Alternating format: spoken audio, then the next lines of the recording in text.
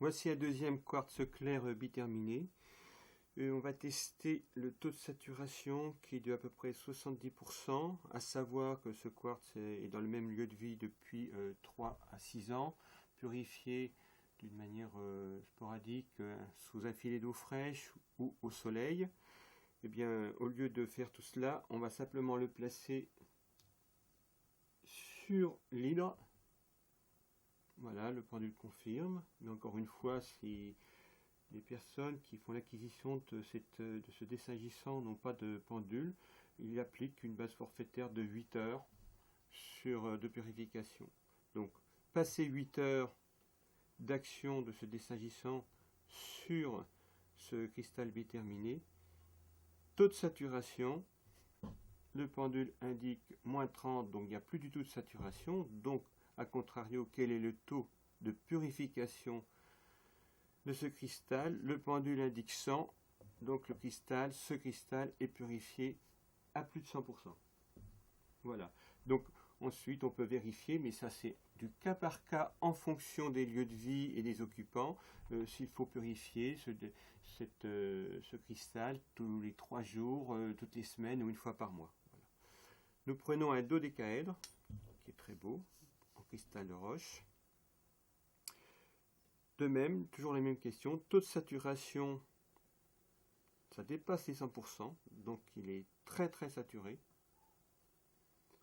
On le place toujours au centre du desagissant, toujours sur une base forfaitaire de 8 heures, mais admettons que puisqu'on sait tenir un pendule, on va demander le délai de saturation, le délai pour purification de ce cristal, plus de 10 heures. Plus de 10 heures. Donc on va voir avec d'autres ondes de forme qui sont un peu plus supérieures à l'hydre, comment on purifie ce cristal. Donc on va raisonner maintenant en jours. Le pendule va venir ici parce que nous avons les minutes, les heures, les jours. Voilà, en jours. Quelle est la durée?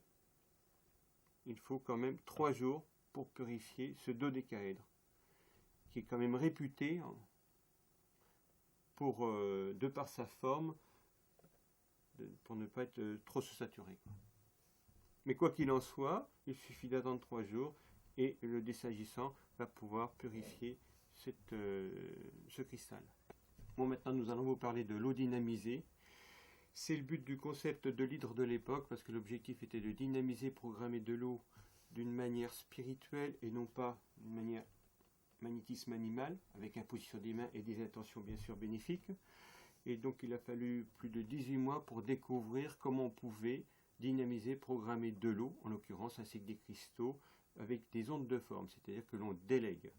Donc là, c'est tout simple, en dynamisation d'une eau, avec une bouteille, même une bouteille en plastique, l'eau va monter en vibration, on appelle ça le taux vibratoire, pendant plusieurs heures.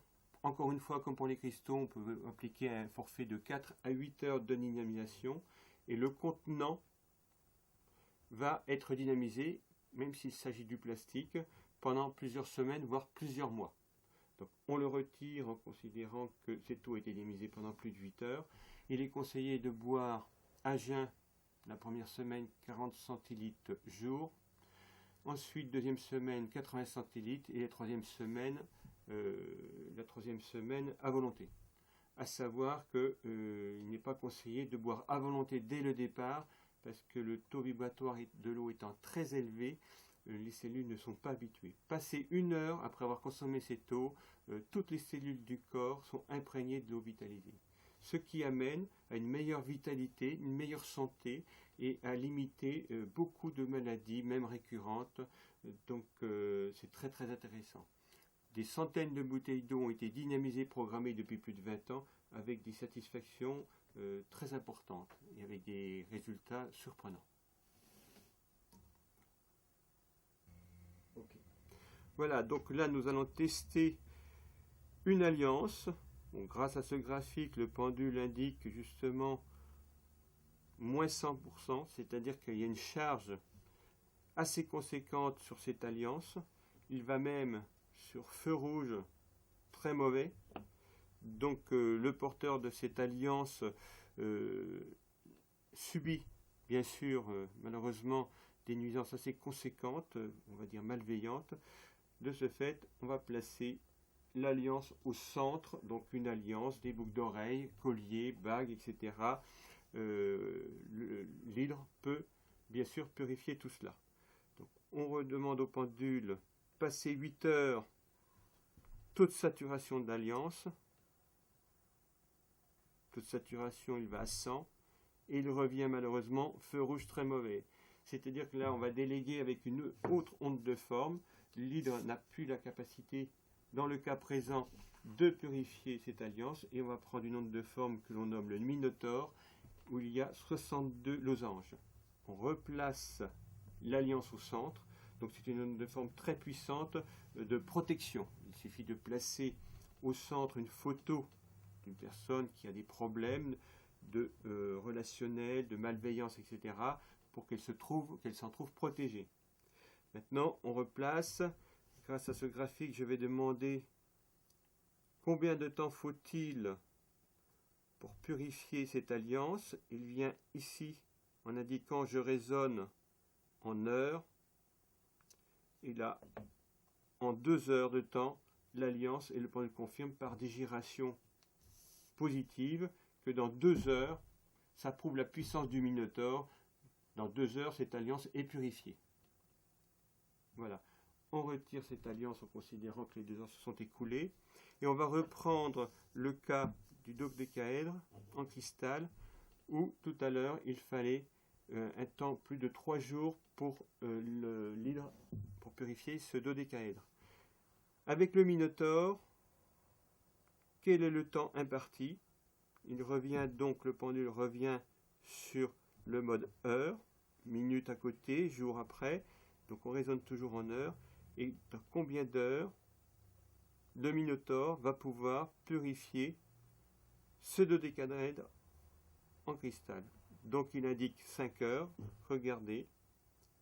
Je vais sur 4, il n'est pas d'accord. Le pendule s'oriente sur 5. Je remonte sur 6. Il n'est pas d'accord, il revient sur 5, il fait un balancement, il effectue un balancement de va-et-vient pour confirmer que c'est bien 5 heures.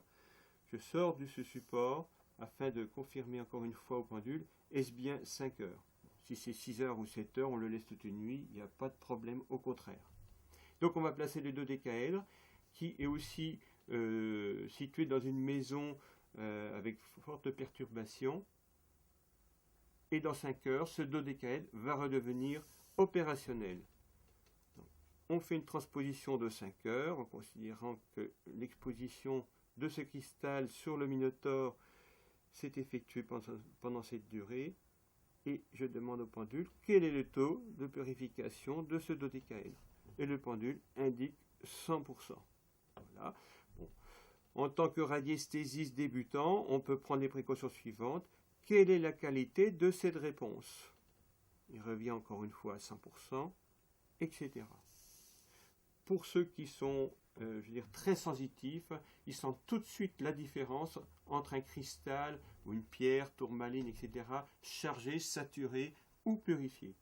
L'avantage de ces ondes de forme, c'est qu'elles sont utilisables à souhait, quasi insaturables. Il suffit de les laisser quelques dizaines de minutes pour qu'elles se ressaisissent, qu'elles reprennent leurs énergies et on repasse sous un autre mode.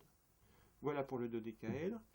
Maintenant, on utilise des pierres de protection qui sont la tourmaline noire, la shungite, l'obsidienne en pyramide, ainsi que une labradorite. En l'occurrence, comme je disais tout à l'heure, je l'indiquais, l'hydre peut parfaitement faire ce travail-là, mais ça va s'inscrire dans la durée. Une tourmaline noire, surtout de cette importance-là, qui n'est pas purifiée depuis de longues dates, et qui occupe une chambre pour un couple, à quel pourcentage est-elle opérationnelle? -20. Pardon. Donc le pendule indique -20. Taux de purification de cette tourmaline, qui a un certain volume. Elle n'est pas purifiée, elle est à -100%. Taux de saturation, passe à 100%. Voyez-vous, on pose toujours des questions opposées afin de limiter l'autosuggestion qui n'arrive pas à passer en l'occurrence, et auquel cas, et là, le pendule, grâce à ce support de recherche où il y a beaucoup d'éléments de réponse, vient sur la zone feu rouge, voilà, assez conséquent. Donc je place dans l'axe de cette manière cette tourmaline qui fait 3 kg, donc c'est un beau spécimen, et encore une fois, je vais demander au pendule combien d'heures.